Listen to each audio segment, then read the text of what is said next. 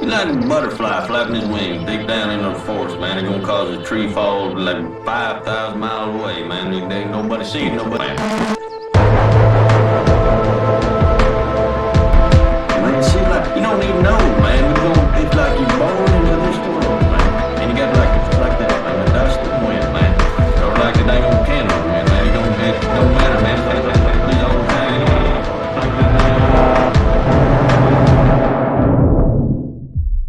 Yeah, man, I'm amped. Yeah, 100%. But I am. Oh fuck, we're already recording. Nice. But we can't forget DuPont. We got to like end on DuPont, so let's not forget because we forgot that last time. Hello, everybody. Welcome to the Jay Burton Show. You can't do that. We're just rolling into. Funny thing, actually, you bring up the DuPonts. A bunch of the cars at the car collection I worked at, which I've spoken about to you and on air, were owned by all the old American industrialist families, including the DuPonts.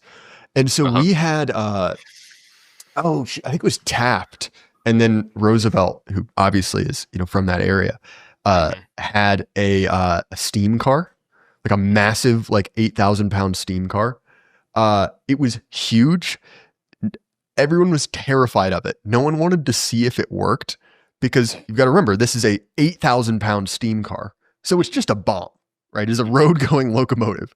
It was designed by some company that hasn't existed since 1906. All of the gaskets were hand-hammered rope gaskets, like a sailing ship. And it was fed off of kerosene.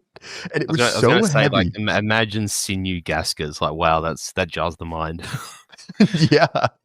And no one knew how it worked because no one since basically then had been brave enough to try to get it working. But when we finally moved it, it had been sitting and the wheels were like the wheels on a locomotive, right? There was giant like cartwheels with like an iron band around them. Jeez. And it actually sunk into the floor. The concrete floor has been like crushed into the ground. But those early American industrialists had very interesting. They were early adopters of cars, and like the very early brass age Cadillacs, like the K's and the stuff like that. A lot of them were again owned by those families, and it's like the same build style as like a Model T. Where you've got like the big brass lamps and the kind of convertible top, but it is just scaled up, and not in the way that you would normally scale something up, but it's just like they kind of selected the whole car and just hit the plus key like 6 or 7 times. So you would sit in it. Yeah, and you'd look like a child in a pretend car. Jesus. That's wild. Yeah.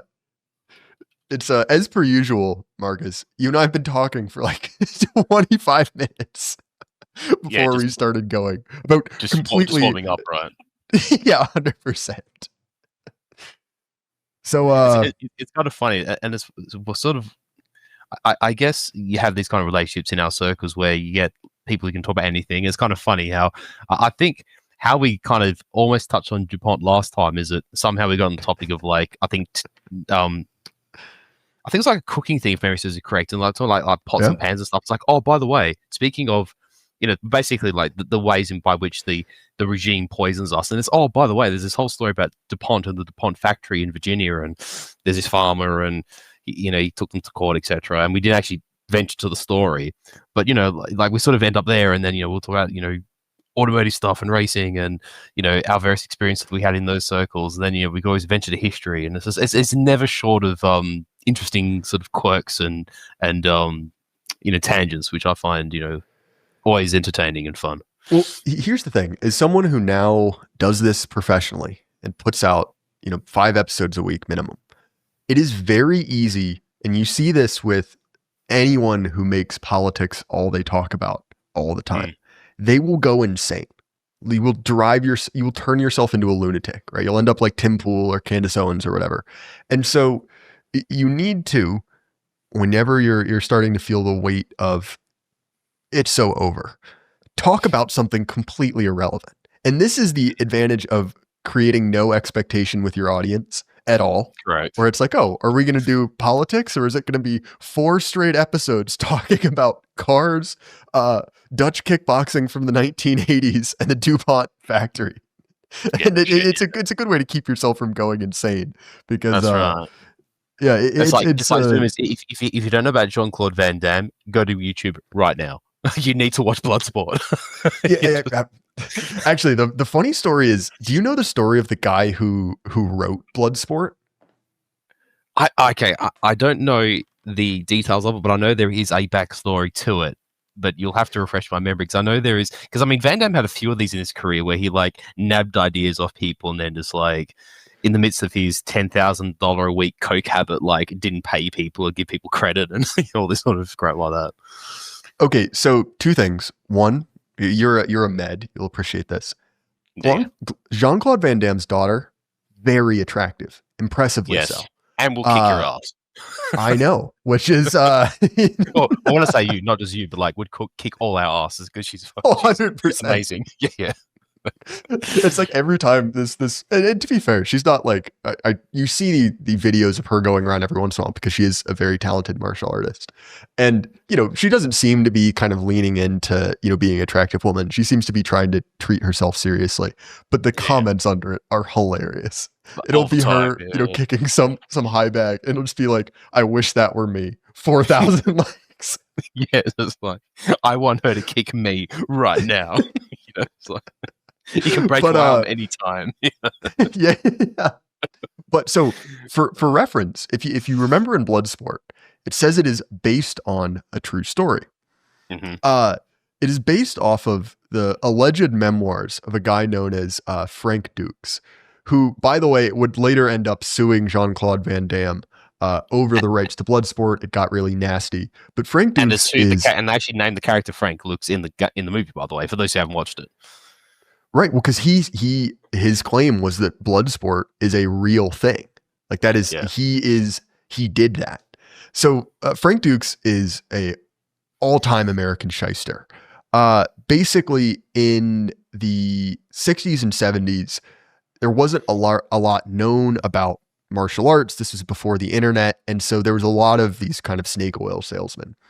And he wrote this series of books about himself, liberally stealing from James Bond, kind of Bruce Lee movies, and basically said that he was trained by this Japanese man named something Tiger Tanaka was his name. And, he became this practitioner of ninjutsu at like 16.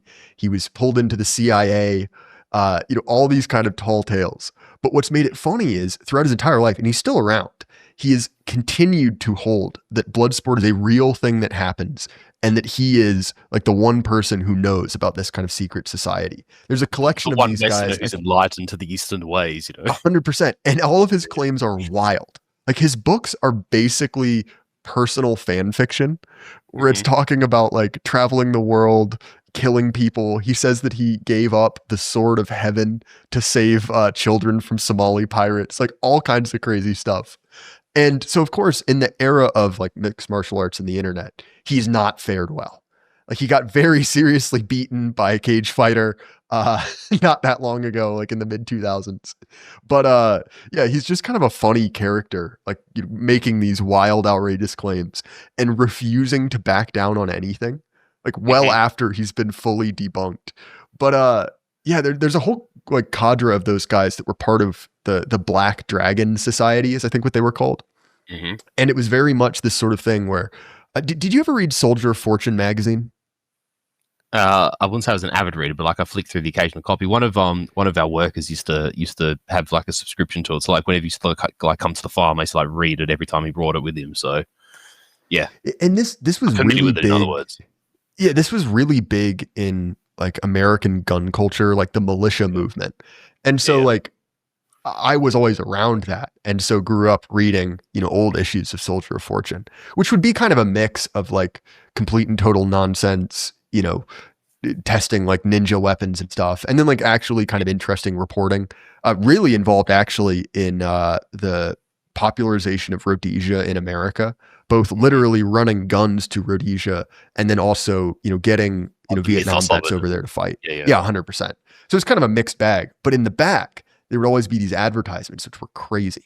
Infamously enough, there was a case of a killer for hire in the back of Soldier of Fortune magazine. I think it went up to the Supreme Court. I don't entirely remember, but it would be for things like, Soviet night vision goggles and, surplus rifles. And then, you could send $5 in the mail to the Black Dragon Society and get a manual on how to use the dim mock to kill someone with a single touch from Frank Dukes. And so I don't know. It's somewhat amateurish.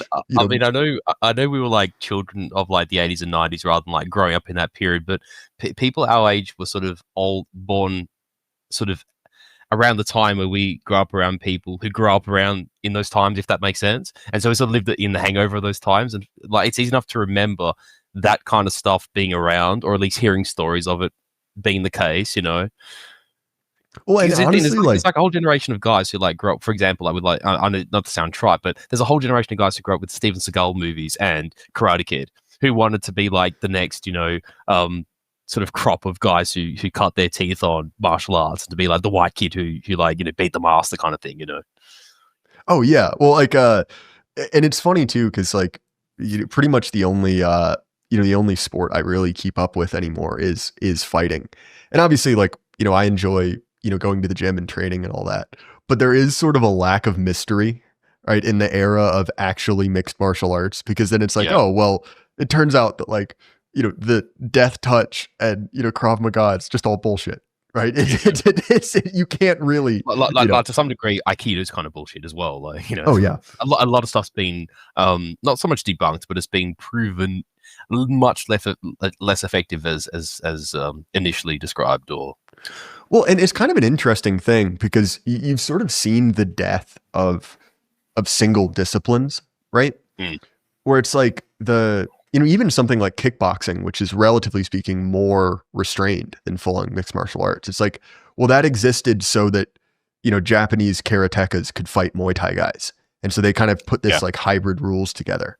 And it's like, okay, well, now it's sort of become its own thing, and obviously, like, as with any sort of sport or martial art, there are artificial constraints, right? So like if you're using big 16-ounce gloves, you can do things that you can't in other sports, but still it is like kind of a death, like in a weird way, a death of two traditions, being kind of melded together. Yeah, no, I totally appreciate what you're saying. And it's, you sort of see that also with, as someone who, when I was younger, I sort of dabbled a little bit. On one hand, it was a little bit of Taekwondo, and then I eventually dabbled in karate before I moved away from the city. But even then, you sort of get people who, and I think we have seen it with the rise of UFC and mixed martial arts, is the idea of, you might have like a primary or a secondary. Like you say, you tend to hybridize and mix things. But there's no one who's going to be a pure, say, even to take even like an aggressive form of karate, like Shokotan karate, right, or Kyokushin karate, which the more like offensive and aggressive forms of it. They're not going to do purely that and enter an MMA ring. They're going to have that and some kind of grappling. They're going to do like Greco-Roman wrestling or Brazilian Jiu-Jitsu and morph the two things into one. Because in the end, karate is great if you're striking with your feet, and potentially like if you develop more of a striking game with, fists and elbows and whatever. But once you're grappled, you're screwed. I mean, you're a mixed martial arts fan. You'll know better than any of us in our circles, like the fate of Ronda Rousey. He was actually the opposite. She was a great grappler, and once she sort of got you, you were buggered. But then she went up against Holly Holm, who was a kickboxer, and she absolutely just smashed the crap out of her. And she was never the same fighter afterwards. And it goes to show you that he can't be a one-dimensional fighter and make mixed martial arts. Like that's literally what it is by definition. It's not a single disciple exercise. Sorry, single discipline exercise. Well, and that's sort of the interesting thing, like you see and look, like the jiu-jitsu world is very, very gay for any number of reasons, which are, not relevant here. Just want to say that, but it's sort of the interesting literally thing. And figuratively. Yes. Look, like, babe, I don't know why you're so freaked out about this. I just go to a warehouse on the edge of town and roll around shirtless. Yeah. And like, sometimes he's got your head in a lock and you just kiss him on the lips and he freaks out and then you take his back. Yeah, it's normal, right? No, but in all seriousness, right? You have seen even within that world the death of pure jujitsu, right? So and it's just slightly changing. Like the big, prestige titles now are all nogi, which means you're not wearing your fancy pajamas, and that has birthed it's not even really jujitsu anymore. It is just grappling. It is wrestling, sambo, everything kind of put together. And it's sort of becoming its own thing. And part of that is like the internet, part of it is, culture becoming international, where you're losing in some cases like the specific, national, martial arts or fighting disciplines. Yeah, and yeah, sure, you are peculiarities of techniques and methods, specific ones. Yeah. Yeah. And so it's like, I've kind of have two minds about it, because on one hand, it's like, if you're going to learn how to fight, you should learn how to fight, regardless of the kind of specificities of any art. But at the same time, you do sort of see a kind of flattening of culture there. You still there, Marcus? Yes. Sorry. Yeah. No. Good. Yeah. No, I just was on mute. Yeah. No, absolutely. No. You're quite right. I couldn't agree more. Even like in a slightly less sense, because the majority of my time in quote unquote martial arts I spent was actually boxing. Like I said, I dabbled in the other two, but like I boxed for quite some time. I'm the worst boxer in the world. I'm sure that's not true, but I appreciate what you're getting at.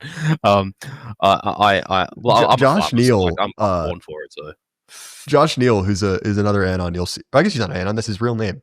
You'll see around these. Is very, very patient boxing with me, and every once in a while, he'll just kind of look at me and be like, "Dude, what are you doing? Like, what are you doing?" He's a talented striker, but he's very, very patient with me. But yeah, sorry, back to you. No. I was just going to say, but like even then, if you even watch like say old boxing matches, I don't know if you're familiar with like the history of boxing. I find boxing history quite fascinating. Is in the 30s, leading up to World War II, there's a German champion. He took the title off Lewis, not Schmetterling. That's what was his surname? I've just gone blank. Anyway, I remember that the Austrian fellow was a big fan of this guy. Yeah, no, he was. No, he actually got a free party membership after he won the title. It was actually quite a coup, because it actually coincided just after the Olympics as well. So sort of playing into the whole like Übermensch thing, like German is boxing world champion, all that sort of stuff. Max Schmeling is the guy we're talking about. Schmeling. I was going to say Schmetterling. Yeah, Schmeling. Max Schmeling. That's right. Thank you. And he actually became a paratrooper. It was a Fallschirmjäger during World War II, and actually landed on Crete and fought up until 1945 and won several decorations. He died, by the way, in 2005. Yeah. They made a movie about him too, actually. Huh. Yeah, he was quite long-lived. Genuinely, much like Ernst Jünger, in my mind, these men died, well before I was alive. It's crazy to imagine you walked on the earth at the same time. But yeah. No. And actually, that being said, I mean, there's a whole litany of tangents I could go into, because like reading about German paratroopers is actually quite amazing. Because basically after Crete, they were not used en masse. We'll get back to boxing in a second, sorry, but just like for the sake of the point, they were never using mass operations after Crete because of the horrendous losses that the two primary German divisions that were used for the operation suffered. The painter, the mustache man, said no more. They would use them for like small operations. For example, when they saved Il Duce from the hilltop, and they used them for a couple of operations, relieving encirclements, or specific reinforcements, or to land on an island, something like. They did little things, but the mass drops after Crete 41 ended. After which case, it was then the Allies, particularly the Americans, the British, landing in Normandy and Market Garden, and those sort of big operations occurred, in the latter half of the war, in the last 2 years of the war specifically. But either which way, when the German Fallschirmjäger were grounded, they were used specifically in two roles: either very, very tenacious defense, which you saw at Monte Cassino on the Italian front, because they were extremely, much akin to British or American paratroopers, highly elite, highly physically adept, very good marksmen, and just tough, right? So they were used in very sort of high stakes defensive warfare, or they'll use as sort of shock troops. For instance, if you actually read the memoirs of we've all watched Band of Brothers, right? But if you actually read the memoirs of Dick Winters and other small unit commanders who fought in Normandy and in France, to quote a British historian, I love the way he says this. He goes, "In life, two things are certain: death and taxes. But if you're a modern military historian, three things are constant: death, taxes, and German counterattack." And there'd be instances where German paratroopers would launch like a probing attack, and then the British and the Americans think, oh well, it's 1 a.m. We're going to go to bed now, and then like at 3 a.m. the Germans would attack again, and then they'd attack again at 6 in the morning. Like they were so tenacious, and just it was a part of their method of war, and that's the kind of unit that Max Schmeling fought in, is the point I'm making. And you sort of hear of anecdotes of like the Americans would be sort of around like on the wrong side of the Rhine River in 1945, or they'd be like shaking hands with the Soviets at the Oder, and there'd be pockets of German paratroopers who've been disconnected from their forces for like 2, 3, 4 months, and the Americans are like, how are you still alive? It's like, we've been fighting outnumbered for 5 years, like we're used to this, we're always surrounded. And it goes to show you like the testament of like certain types of soldiers. I mean, and even the Americans proved that, like the 101st boys when they were Bastogne, the same kind of toughness. And I suppose men like that are predisposed to making good martial artists is probably a point worth referencing. Well, and what's interesting about Schmeling is that he was a man of personal magnanimity as well. He was an astute businessman. He was wounded in the war, dismissed from service, and then afterwards, returned to being a farmer, but ended up being a fairly successful. He owned like a bottling plant for Coca-Cola and a few other things. Yeah. But he was sort of infamous for his first win and then loss over the African American fighter Joe Louis, and because that's who won the title off, exactly. Right, yeah, which was a huge upset, and it was this sort of great moment where Louis was this huge puncher. And Schmeling is basically just standing there, taking it, hammering him with rights, just weathering the fire. But he won one and lost one, I believe. I think they only had 2. Yeah. But later they, mended ties, and Schmeling ended up paying for Lewis's funeral. Like he held on to his money. Yeah, because Lewis died destitute, actually. Yeah. Yeah, and I mean, say what you will for magnanimity, right? The ability to. One, obviously, sort of temper yourself around wealth, but also, sort of going out of your way to, honor a fallen foe, I guess. Well, also too, I think one of the tragedies, and those of us who sit in our circles, I think, because I'm trying to think of how to phrase this right. I think in the midst of quote unquote combat, but by that I mean sort of like, the culture war and politics and sort of like you say, the kind of people who just it's all that they do. For them, politics is sort of and culture is everything, and there's not much of a world outside of that. Whereas for I think guys like you and I and many of our friends, we have lives outside of this and preoccupations and passions, hobbies, the kind of things that actually make life more colorful. I don't want to say more interesting, but certainly more colorful, right? And make people themselves more interesting as well. Because I think having either aptitude or mastery of specific realms and domains of life expand one's horizons. I don't mean that in a liberal, trite sense. I mean that in a very real way. And I think one thing that people, well, perhaps not people like us, but people sort of, you might say, in our proximity or in our wider umbrella, to whom politics and culture dominate so much of their preoccupation and their thinking and whatever, is that there is something, there are principles deeply embedded, I think, specifically, well, I mean, not solely in the European mind. I think other civilizations have achieved this. I think you see it definitely much in Japanese culture. I think to some degree you see it in elements of Middle Eastern culture, to a point. I think it also exists, if you consider Slavic sort of Europe/European adjacent, you also see it in theirs in their own way. But it's this concept of sort of what the Romans would call dignitas, but as an extension of that, honor. And the idea of even in the context of hostility or in the context of battle or in the context of like sort of being in a bellicose environment, that you can, the Germans and the English can still play football on Christmas Day in 1914, right?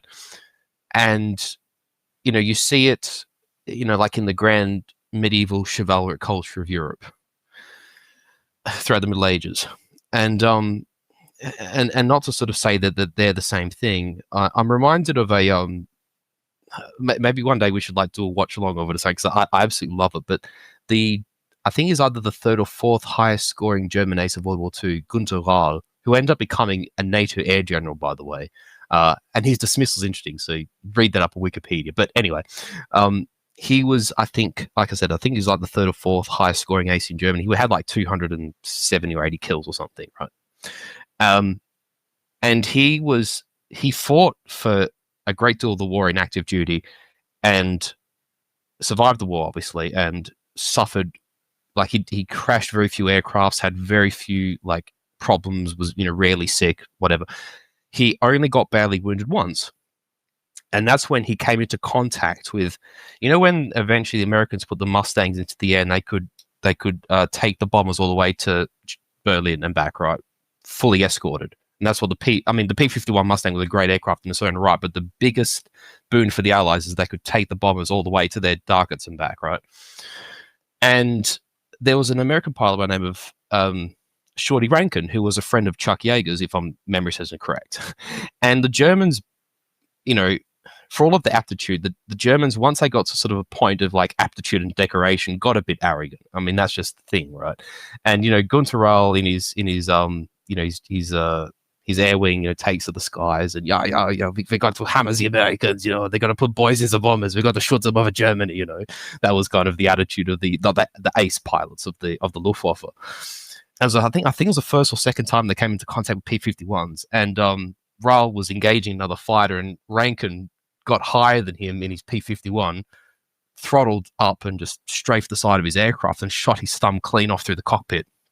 And you got to think the P-51s had a combination of, I think, mostly 30 cal machine guns. So like, imagine being shot through your cockpit and then like your thumb's blown off. I mean, it could hit any part of your body, your shoulder, your chest, your head, like it would kill you.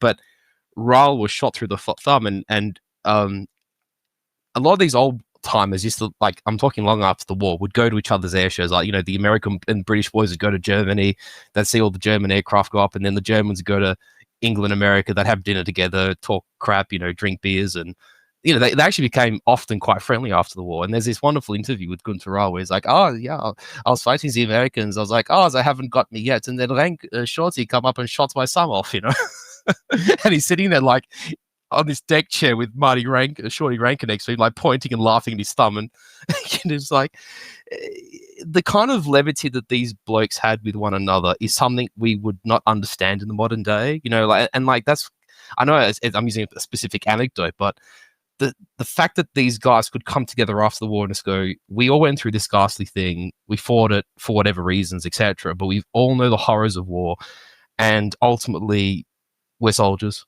and we are going to treat each other with a degree of dignity. Now, that obviously didn't apply across the war with everybody in all parties. That's not what I'm saying. But there is this very, very innate, deep-rooted notion within us. And I think what I'm trying to cleave to it, and I think you raise that point with Schmeling paying for Lewis's funeral, is that I think we need to treasure that as a part of our, if I can use the phrase, like civilizational psychology. I think if you take that away from us, we become much less people without it.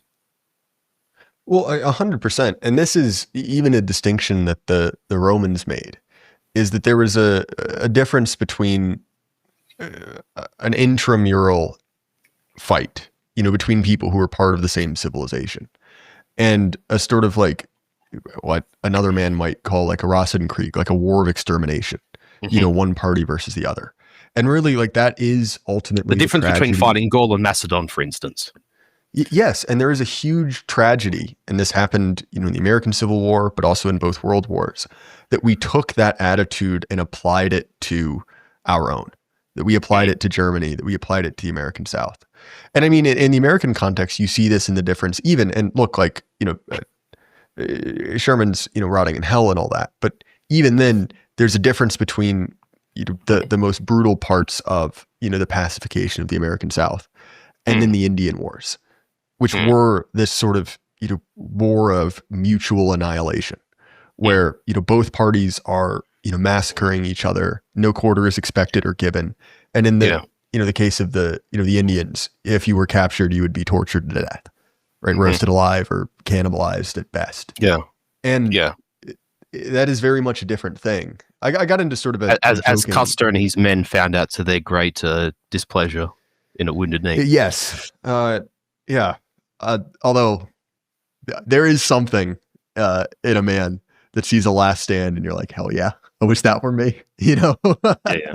But then there's last stands and last stands. Like, I mean, I'm not here to dictate to you your own history. Like, I want to make that point clear. But, you know, you look at something like the Alamo, and that's like very, very heroic. Whereas you can tell Wounded Knee's a bit of a cock up, and Yeah, you know, and particularly once the last stragglers break, like, you know, the Indians with their lever action repeater rifles it was a turkey shoot. You know what I mean? By the end, and that's not to impugn the honor of those men. Like, ultimately, when the battle line breaks and the battle's lost, then men are fleeing.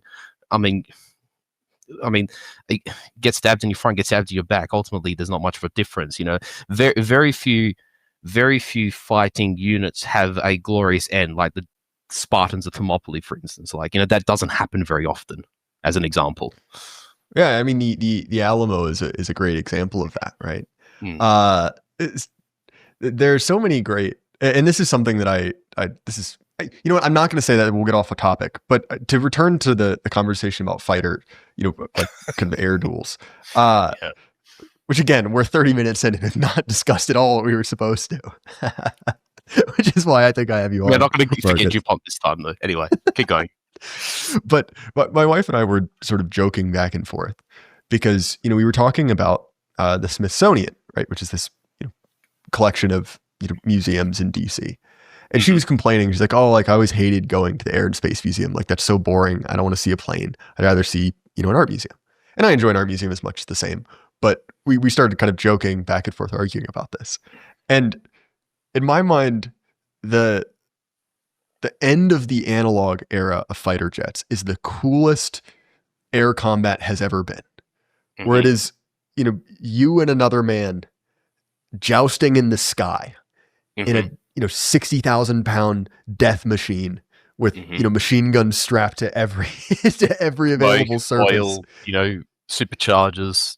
Yeah, exactly. Powered by a radial engine that's bigger than your living room.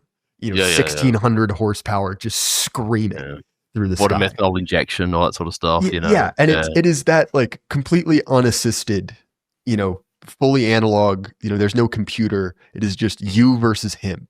There's just something incredibly, like, cool and romantic about that. And I mean, this is the same thing that you see in, you know, something like Star Wars, which is obviously, you know, World War II in space, right? But it's that same motif of the, you know, jousting in space, right? The kind of, like, man versus man. And I think it's interesting that, and it's no secret. That applies both ways, because you have it like with the starships, you know, like with like the X-Wings and TIE fighters and stuff. But then you also have on the ground with like the Jedis. It's like the same concept. One's air, one's ground, you know, that's it. Yeah. And I mean, I think it's no shock that, you know, the air service has always been more aristocratic. So for instance, you know, you have in the First World War, the sort of like the flower of the American upper class who, you know, had Charles Lindbergh's sort of. Right. But I mean, even at a place like Yale, right, where they had a flying club, which was, you know, rich young men with planes doing something at the time incredibly dangerous. And all of them bought planes, went to France, and died. I mean, not all of them, but the vast majority of them did. A lot. I mean, even look at you know, Roosevelt's son, right, who is killed in a plane. It's somewhat macabre detail. Teddy or Franklin? Teddy, yes, the good one. Okay, not Teddy's the son, not the satanic cripple. Yeah. The satanic cripple. By the way, Sorry. Marcus, this is crazy. I don't know how I didn't know this as a long-term FDR hater. Do you know that the whole reason we have the Ford Foundation, right, this just like international project for evil, was basically because FDR made inheritances illegal and instituted a 70% inheritance tax? Well, that's how they were able to abscond Henry Ford, essentially. Well, exactly. Yeah. And his son, you know, started this foundation in good faith, and, you know, assumed that it would be done for the benefit of America. So he did, you know, vast public works in Michigan, where his father's workers lived. Mm-hmm. But by the time he died, relatively young, or he died young, and then his son ended up taking it over. His son ended up resigning because effectively communists had taken over his own father's, not company, the foundation, a charitable work. Sorry, yeah, exactly. Yeah, and again, FDR is. If nothing else, at least he won Le Mans. But anyway, fair enough. Yeah, that's such a great story. That's such a great story. As you know, as a bona fide Italian, by the way, you know, like I do admire the story of the Ford GT40. And let's also acknowledge if I inherit like just $10 million like that, by the way, and I'm just saying this as a pure admirer of sports cars, I would buy a Ford GT40 before I bought any Ferrari. Just saying, I have so much admiration for that car. Good. Oh yeah. Honestly, I love the 60s and 70s Le Mans sports cars. Like I stand by the 917 Longtail being one of the coolest machines ever. The sound of that giant flat 12, and that, I mean, Le Mans the movie isn't incredible, but the footage of it is great. When you say the Le Mans movie, you mean the Steve McQueen one from the 70s? Yes. Oh, I love that movie. Well, I mean, and it's actually funny. It's not really a movie, you know? Yeah, it's Steve McQueen having fun, like basically. Yeah. Which I'm going to be honest, I respect even more, right? Exactly. It's like, you know what? Like, I've done Magnificent Seven, I've done The Great Escape, I've done Bullet. You know what? I'm going to do like a racing movie. Because Joel Garner did it like a few years earlier with Grand Prix, which was in the 60s, right? He's like, I'm going to do this, but better. Like, these cars are faster than Grand Prix cars. I'm going to do Le Mans. You know? Yeah. And you'll never see better mullets in a movie than Le Mans. Like, that is mullet central. They really got the timeline perfect with like the fashion and everything, like turtlenecks and mullets, and all like the Italian and German drivers with like big sunglasses and everything. It's like, wow, this is so time period appropriate. I'm somewhat of a turtleneck aficionado, and it's for two reasons. One, let's be honest, it's mostly, you know, that helps. True. But also it is the look of 70s racing drivers. You know, it's just such a cool look. I mean, even and you know, he started a number of movies with great cars, but even this is embarrassing. First James Bond, Scottish fellow, Sean Connery. Sorry, for some reason I couldn't stop saying Matthew McConaughey, which is not his name, but he did it as well, right? That sort of like very period look. Yeah. Absolutely. Which actually, interesting detail there. While we're talking about the kind of like massification, Sean Connery was a bodybuilder of the era, but it was when the sport was in a very, very different form. I mean, he also was in a different category. Like, he never competed against like Vince Gironda and those sort of guys, but like in his category of like the lighter. I mean, you look at photos of him. Yeah, they're not particularly, you know, bulky and don't have a lot of mass, but like the dude was strong and was lean and was, you know, well built, like from an anatomical perspective. If I'm not mistaken, I think Steven Seagal actually broke his arm practicing Aikido for a movie. Really? Okay, I was unfamiliar with that. That's actually kind of funny. It was either him or maybe it was Roger Moore. I can't remember. It was one of the early James Bonds. Which, by the way, actually, while we're talking about this, are you a James Bond fan? Oh, yes. It's actually kind of funny. There's a bit of like deep lore, I suppose, for our circles, is that, you know how AA went through that phase of doing the who would you do thing for like a year and a half, whatever it was? Yeah. That actually has a genesis. And the genesis is me and Charlie having a conversation, like a Twitter conversation about which Bond girls are hot and which Bond girls are cute. And somehow that discussion ended up turning into who would you do? Because like Charlie and I had this list of like hot Bond girls and cute Bond girls, like ones you shag and ones you take to mom. It's like, and that's actually how it started. Very few people know that actually, but yeah, it's interesting how that developed. It was like obviously me and Charlie. So my wife has we're developed both Bond aficionados. My wife has developed a spectrum for female attractiveness, which I actually think is kind of fun to talk about. It is not, this is for people who are attractive, right, already, but it's a distinction. Yeah. And it is, she calls it's ripe versus dead. And it's basically the difference between the like, do you look better smiling or serious? So like you can That's an imagine the interesting like the concept. happy. It is, you know what I'm saying though, right? Because it's Yeah. like even you can think of like, you know, there is It's like the Liz, like it's like Liz Hurley versus Bonnie Blue, you know. yeah, where it's like, but again, like you could once you think about it, you're like, oh, this actually does describe something different. Like, you know, this Yeah. might be dating myself, but you could think of someone like the kind of like look of the mid 2000s, someone like you know, I don't know, sorry, like I'll- Kristen Stewart or something like that, Yeah, yeah. who's just much more like dead looking, like still an attractive woman, but like Yeah. kind of gaunt and more serious looking versus That the was kind also of like kind of a millennial thing, though, to be honest, as well. You know. true, but I mean, like this you can see this even in different eras, right? Mm. Obviously, like the heroin chic of the '90s is like a biased one way, you know. Yeah. But like the Kate Moss look, sort of thing. Yeah. 100%. Mm.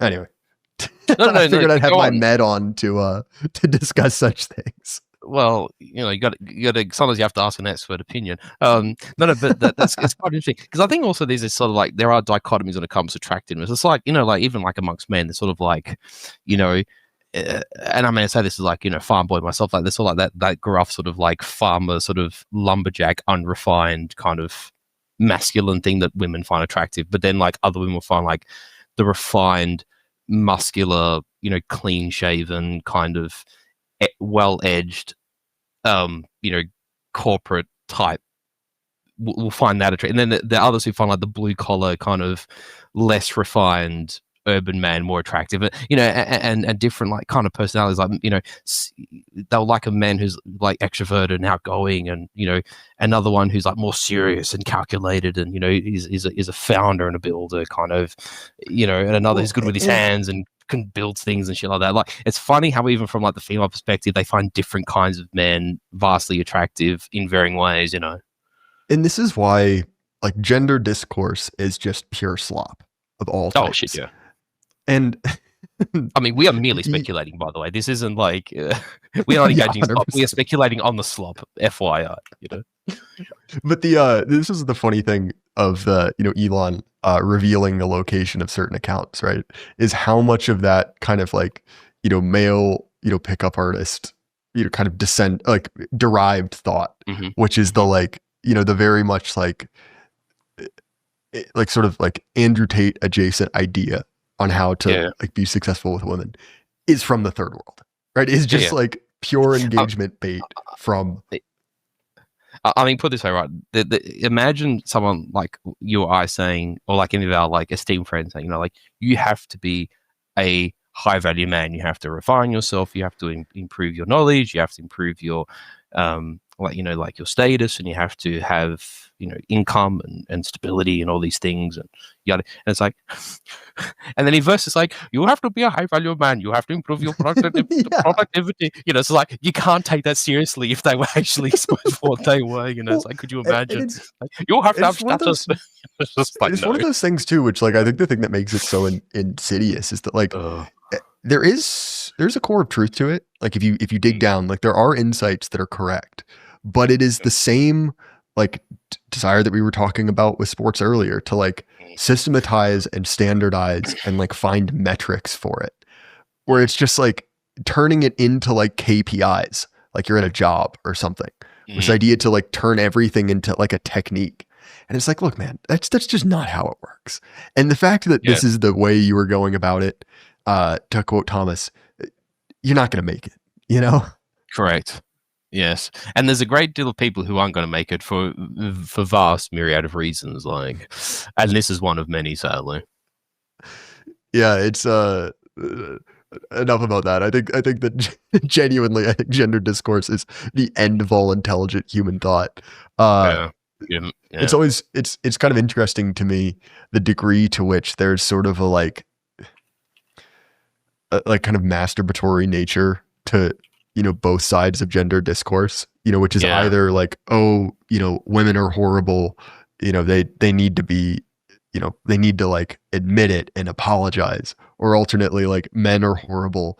And you see this like is it like the Whatever podcast, right? That guy who just berates OnlyFans girls.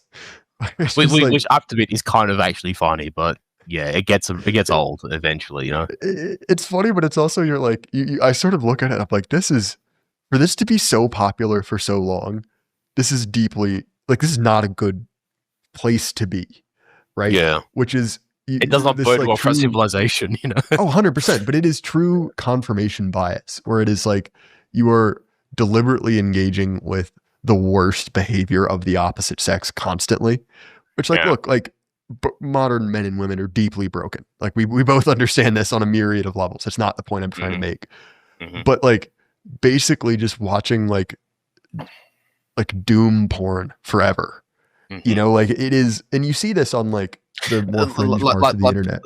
Just on that point, I was going to say this is exactly why, if I had the powers of Elon Musk, I would permaban RFH before the Ayatollah for that exact reason. Yes, exactly. And there's a version of it on Substack as well. A woman, like, cartoons hate her, I think is what she calls herself. But it's the same gimmick. You know, it is just reversed. But instead of finding, you know, like, you know, some, you know, fatherless woman with an OnlyFans, it's like, you know, the most just degenerate, you know, online anon commentator, right? And it's just like, look, like, yeah, that person is bad. You shouldn't do what that person is doing. But like, you're sort of poisoning yourself by interacting with this at all moments. You know, you were sort of turning that person into a stand-in for 50% of the population. And look, man, like, you and I are both equally aware of certain uncomfortable realities about, you know, how the sexes interact, right? I'm not trying to come out as some, like, you know, white knight, you know, libtard, but this stuff is poisoning your brain. Like it will make you. There's also part of it where we can see the world for what it is, but also it's a bit like, you know, and I'm sure you might have, perhaps you have or haven't, but, you know, I do stress this every so often that it comes up, is that it is perfectly understandable to have the rage that we do against, say, boomers, for instance, or the silent generation.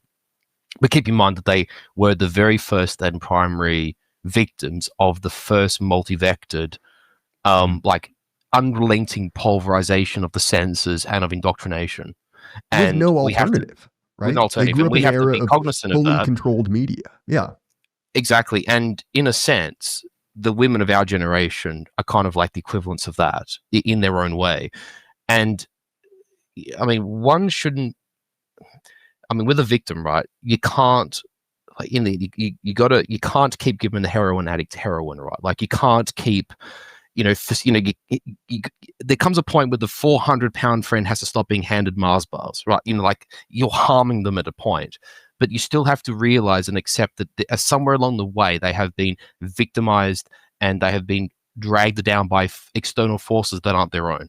And I think we would be well served to keep that in mind. It's not to say that it should make us white knights or that we should be permissive about things, because we shouldn't. We should actually object to things that are objectively bad and objectively evil, and things which are deleterious socio-culturally, right? Unapologetically so. But there should still be that slit of compassion that runs through us, where we actually see these people for what they are and how they've come to this point of their journey. And it isn't, in many cases, how can I put this? For every, I mean, I just use her because I said it before, like, for every Bonnie Blue who knows what the hell they're doing and doesn't give a shit about how many trees they burn down in the process, right? There are probably hundreds and thousands and likely tens of thousands of women who have made a choice out of desperation or have been brought into an unfortunate situation, somewhat or entirely not of their making, and then have to live with, like, the crumbling ruins of their life afterwards. Again, not to say that you should encourage that or white knight that or facilitate that, but, you know, as people of high culture and of, how can I put this, you know, of a well-tempered morality, we should be mindful of that. And I think if we debase ourselves of that, we become less, we sort of, so, like, we commit to the opposite of transcendence, if you get what I mean. We reduce ourselves spiritually. And I think we should maintain high standards of behavior, morality, right? And we should expect high things of ourselves and of others, but keep in mind that there are a multitude of victims of, you know, of the powers that be, of the overarching sociocultural environment, of our societies, of modern history, and that's just a fact. And it's very callous and mean-spirited to not consider that. And as much as I appreciate guys our age, some older, some younger, have run out of patience, there ultimately comes a point of diminishing returns with beating a dead horse. And then also, if the world around you is burning, maybe kicking over those cans of kerosene is not the best idea. Like, you know, in the end, try not immolate yourself in the process, if you get my meaning. Well, and there's additionally, like, we are all children of civilizational winter, right? None of us are getting out of this unscathed. And, and many of us have battle scars, even if we're well-formed people, you know? 100%. It's like modernity is poisonous on a, you know, a physical as well as a spiritual level. And so I think that there is a good deal of wisdom to, you know, the line from scripture, right? You know, about, you know, pointing out the, you know, the speck in your brother's eye when there's a plank in yours. And obviously that is tactically abused to say you can never call out something that's obviously bad, or you Who are just you need to judge? You know? Yeah, exactly. And that's not a serious counter argument, which doesn't really need to be addressed. But I think that it's important to remember that, like, look, like, there are almost none of us who've gotten out of this completely unscathed. And like, if you were waiting for like a final victory in the war between the sexes, you know, like a total war, if you will, like an ideological Enzig, if I may use the phrase. Yeah, exactly. It's like, well, one, that is not going to happen. And two, like, what do you do in the meantime? Like, while you were waiting for that to come? Because at a certain point, it's like, well, you have a finite lifespan. And, you know, if you're simply waiting for conditions to improve forever, even if those conditions are unfair, as they are currently, right, on many different metrics, you're not really helping yourself. And oftentimes, I think this is a big point of contention between, you know, older and younger men. Because, you know, the boomer answer is like, oh, you know, pull yourself up by your bootstraps. Like, you know, why are you sitting around complaining about it? And there's several things there, which is one, I think that not all, but many in that generation struggle to see how the advantages that they were availed are no longer possible. So I think there's a certain degree of being out of touch. But the problem is, on an individual level, like you and I talking, Marcus, that is actually the correct answer, right? Given certain constraints. But it's hard to say that if you were at the same time basically morally hectoring, you know, young guys. There was a piece in, it wasn't the American Conservative. Let me see if I have it pulled up on my phone somewhere. Shit, I can't remember. It was either the American Conservative or Chronicles, or one of those kind of, you know, legacy mags, talking about, you know, why Generation Z is so radical. And it's sort of a interesting article. I was going to say, a few people approximate to us have touched on this. Like, actually, recently, I saw that Carl threw up a video like 3 or 4 days ago, basically like trying to boomer whisper to people why someone like Fuentes is popular, as an example. And I think that's an important question, because, like, we get it, right, and our friends get it, but there's this multitude of people who've been in the miasma for so long who can't smell their armpit from their backside, who go, oh, well, how the hell has this happened? It's like, well, you know, if you had your wits about you and your senses were clear, you would know, but clearly you don't. And it's funny you touch on it, because I think it's a very pertinent political question of the moment. Well, and the article is interesting, and I realize mentioning an article that I can't remember the name of or who wrote it is poor form. But the first half of it, the diagnosis, talking about the sort of moral lecturing, kind of henpecking from the political left, is completely and totally correct. The finger wagging types, yeah. But then, without skipping a beat, it flops, and it's like, and that's why these young men need to, you know, pull themselves up by these bootstraps. They need to stop complaining so much. And I'm like, you're so close. You got half of it, but doing the other side of it, right? Doing the exact same thing. And it looked like the youth support for the Republican Party is completely collapsed in America. For any number of reasons, right? Obeisance to Israel is certainly one of it. And if just being seen as ineffectual or weak is perhaps, you know, the worst. But another part of it is in this language about downward social mobility. The fact that basically everyone in this country, regardless of party affiliation, is poorer than their parents and grandparents. They're doing worse.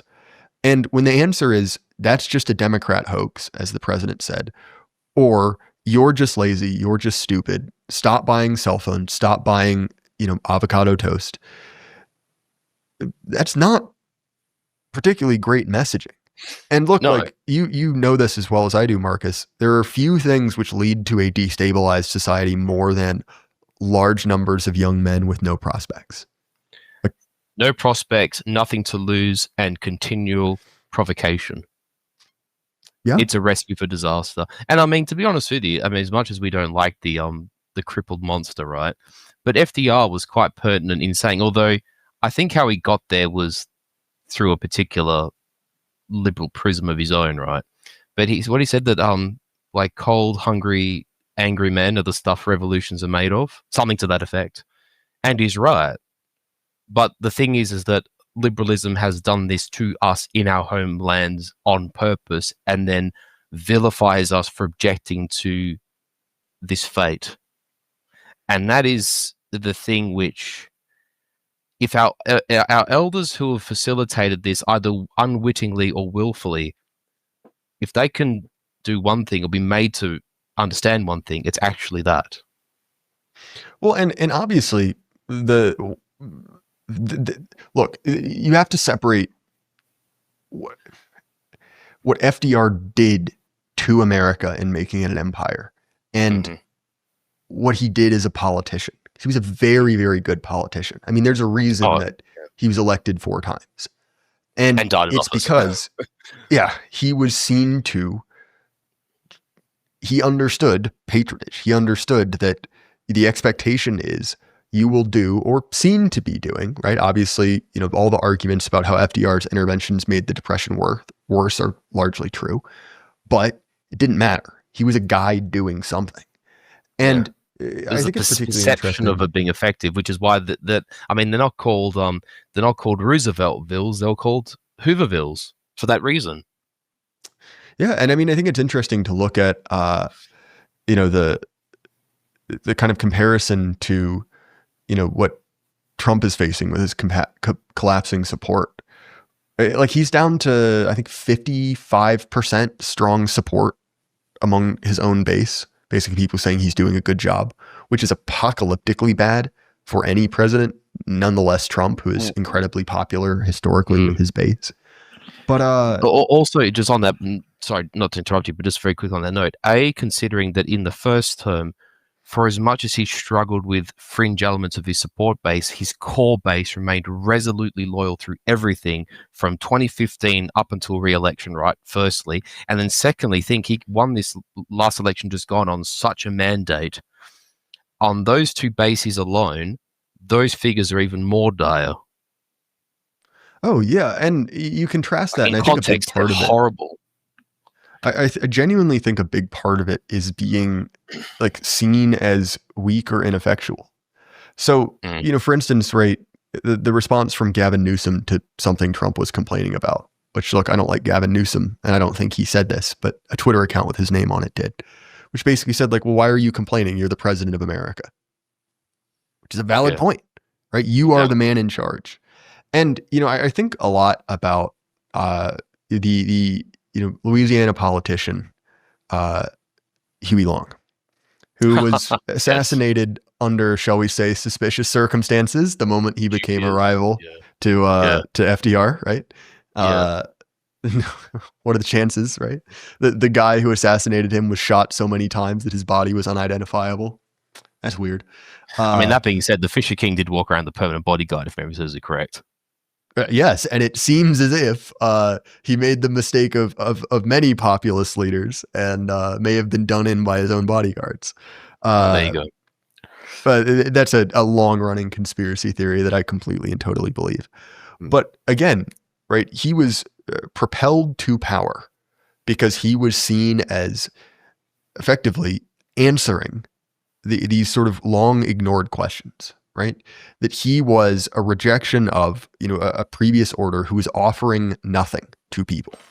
And, he went about the same sort of patronage, right? He built a hospital that, admittedly now is abandoned, but, bore his name. He made his name, building schools and projects and things like that. And so the reason I bring that up is that, like, it really at a certain point, being seen as able to do something, right? Yeah. Even if you're not someone who directly ever goes to that hospital, but it's something that you did for me, this sort of like magnanimity, that there is someone who is, even in, an indirect way, interested in me, right, is very basic politics, but nonetheless something that, like, you need to have that, because simply saying, and this applies to the, the conversation about women as well, your concerns are completely illegitimate and don't matter. Like, that's not a strategy that works. And moreover, so, like, obviously, this is the country you're born in. You're a citizen of this country, have ancestors buried in this country, and the institutions which make this country what it is, we are going to turn against you because you were dissenting. That is actually the most abhorrent aspect of it. Oh, 100%. And the reason I think this is relevant to the conversation with women is that, like, and this is a point that Dave Green has made a number of times, which is like, you need to offer women as a class something.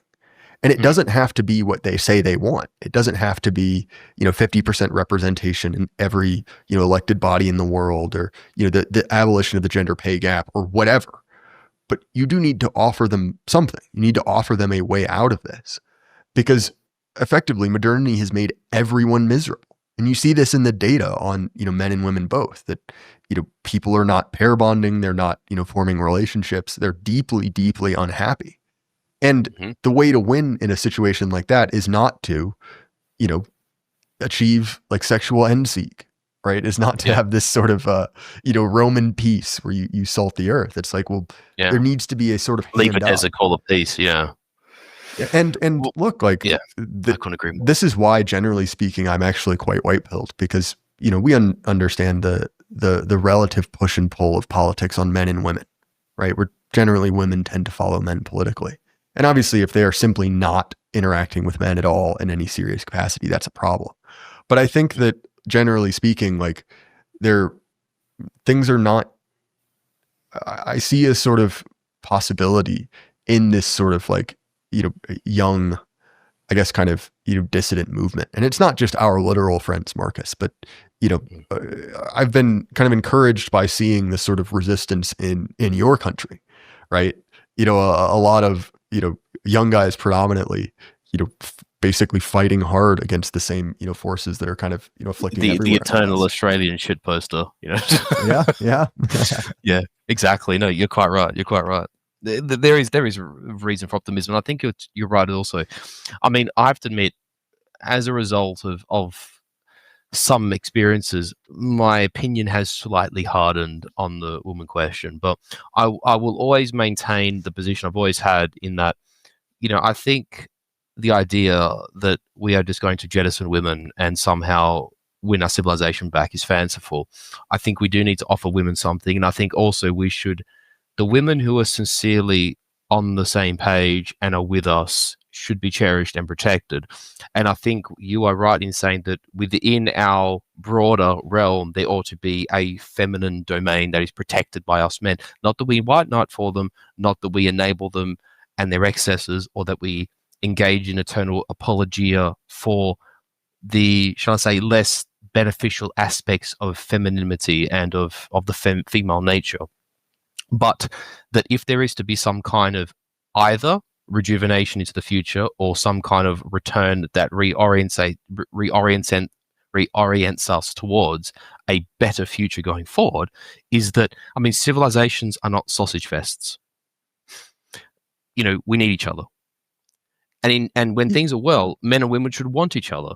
And I think trying to go down this sort of, and I'm not saying this to throw shade on them specifically, but like to go down like this sort of like Tate incel route, it's, put this way, I would call it a quick path to an alleviation that deprives us of a long-term victory. We need to keep that in mind. Yeah, 100%. And I think this is almost impressive, Marcus, because we have violated both promises we made, which is first, not to descend into gender slop discourse. And also, we have now 5 minutes over, not talked about the DuPonts at all. And this is almost, And I want you to know, I think it must be something about you Italians, because Gio and I did the exact same thing. We were supposed to review a movie. We're talkative people, you know. Yeah. I mean, put this way. This is why Cicero's Catiline orations are several books long. I mean, us Italian, and even like I have to include the Greeks in this, right? And I don't know if you've heard this, but I've described myself in this way before: is that we have many qualities. Brevity is not one of them. Well, it's actually funny. I almost brought this up, but the whole conversation we were talking about, attraction and all that. All I can think of is Ovid, right? Who very much is in the same tradition, of just speaking at great length. Yes. It's actually funny. I have I don't have a lot of experience with the Roman poets, but I actually enjoyed Ovid quite a bit. When I got my fragmentary classics degree, but Catullus is just filthy, like just disgusting. Yes. And do you have a favorite, by the way? Like I said, those are the two of them, and then Virgil are what I have the most experience with as far as poetry. I preferred Ovid by far. Virgil I enjoy reading, but it's just such a bear to translate. Virgil is just a nightmare to try and read in the original language, because it'll be like a full page, and it's like, okay, well, what is actually happening here versus what is like ancillary detail? And you'll realize this is a paragraph the length of a page with basically one verb in it that is determining what is happening. And so it sort of ruined my enjoyment of his poetry, because I would just get so mad trying to like figure out what's actually happening. Very poor Latin student, but because I have to say that for me, my favorite of the poets would have to be Horace or Horatius. I feel that Horatius, for me, he kind of has a bit of that he's got that sort of stoic seriousness of someone like, say, Cicero or Seneca, but he also has like this levity to him, and this sort of sense of like he's not Epicurean, but he kind of sees the logic in the Epicureans, and you know what, you live once and you're blessed with the life, and whilst you have time on this earth, you should actually enjoy aspects of it. Not that you should debase yourself, you still need morality, but you do need to laugh. Injecting a joke into discourse actually makes things better. There's insights that Horace has that I find really, like, if I was, I think, I mean, I know the whole like, oh, you have Sulla as your PFP thing, but if I actually was to have like the character of a Roman like imbued in me, it'd probably be someone like Horatius, I think I would say. Yeah, that's an interesting point. I need to go back through. I'm honestly woefully underread on poetry generally. It's not really my bag per se, but I do think it's interesting that the national character of different poets is incredibly accurate, and it is just funny to me the difference between these like sort of like dark brooding Anglo-Norman poets, right? Writing like and then the obviously the Romans or the Italians, let alone the Germans, who I am horribly underread, even within a field I don't know anything about with German poetry. But Marcus, we're over time. This has been a ton of fun. We are over time. Where can people find you? Before I do that, I just want to ask you one quick question, if I may. You have that Le Mans poster in the background. Now, is that the Porsche Spider Type 1500 RS from 1955? No, it is not. That is the Jaguar Type C. Ah, damn it! I was close. Never mind. This is actually that's quite nice. Yeah, it is. It's a cool, very limited run replica print. When I say replica, it is the same composition of the original, but redone by a modern artist. Oh, lovely! It's super cool. Indeed. And I'm quite partial to the C type and the D type. We had a red D type at the collection. It was red and cream, incredibly beautiful car, but had the worst fuel system known to man. If anyone should be forced to pay reparations, the company formerly known as Jaguar should pay me reparations for making such a god awful fuel system. Well, the claim that the guys or Clarkson from Top Gear used to make is that England, like from when automobiles became ubiquitous up until the 60s, England awoke to the sound of, because like all their Lucas fuel pumps were just crap, right? And then the moment the first freaking Honda arrived and was sold to the public, just, straight away, and that like the English auto industry died when the first Japanese car was sold. Yes, and it was. In addition to many other things, the Brits never figured out two things, which is actually, now that I say this is just most of internal combustion. It was spark and fuel, which now that I say that is 2/3 of making a car, which is not a great start. Yeah. Exactly, like internal combustion actually means something, by the way. Yeah, well, like Triumphs were using generators well into the 70s instead of alternators, which is just a massive pain because it means that the thing that produces the electricity for your car is constantly breaking itself. It requires abrasion.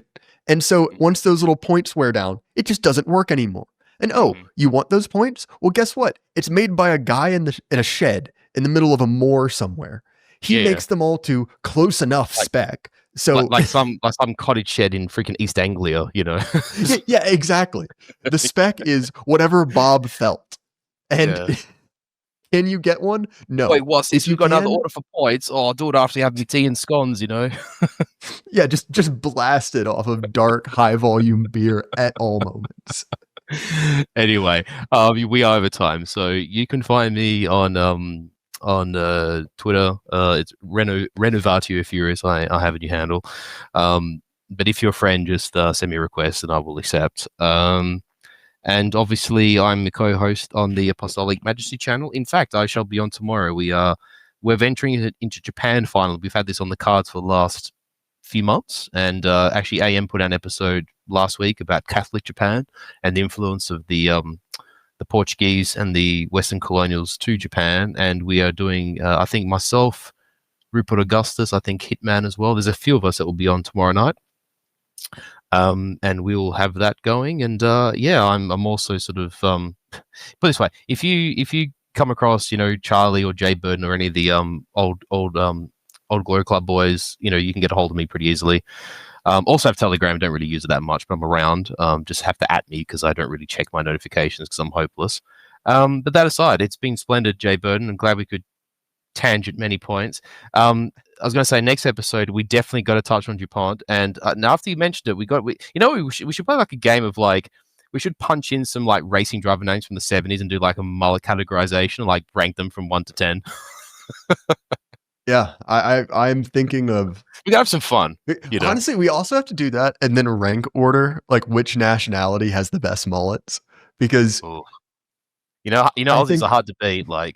I know, but there are a couple NASCAR drivers that I think would give you a run for your money. True. I was gonna say, like, when it comes to Tashes, I mean, God, Dale Earnhardt Senior. I mean, come on, the man was a Tash. Like, this is the most American Southern thing ever. But there's a Dale Earnhardt themed roller coaster, and it's a awesome roller coaster. It's the Intimidator, I think is what it's called.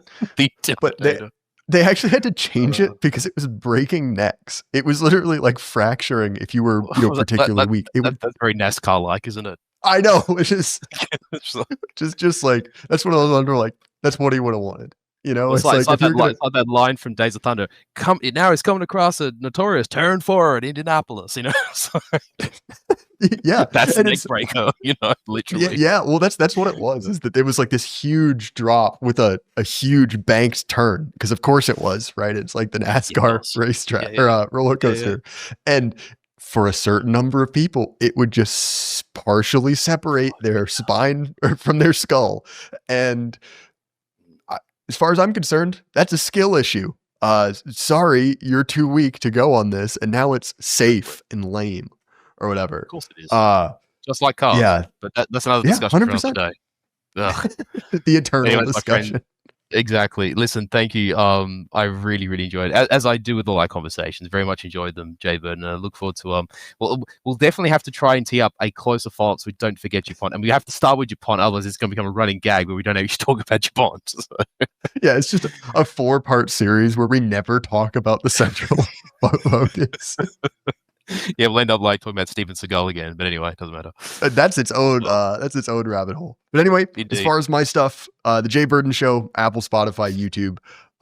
If you want to support me, you can throw me a few bucks on Patreon, Substack, or Gumroad. You get the episodes early and ad free. Check out our sponsor, Axios Remote Fitness Coaching.